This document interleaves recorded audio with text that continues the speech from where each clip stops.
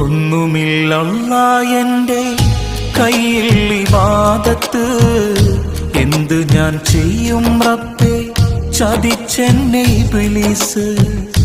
ഓർക്കുവാൻ വയ്യ റഹീമേ നിന്റെ അദാബ്, ഈ തൗബ സ്വീകരിച്ച് എന്നെ നീ നന്നാക്ക്, ജഹന്നമിൻ വിറകാക്കല്ലേ അല്ലാ. പാപിയെ കരകേറ്റിടണേ നാഥാ, ജന്നത്ത് നൽകുമോ ഓശാരമായല്ലാ. ചോദിക്കാൻ നീയല്ലാതെ ആരുമില്ല നാഥാ.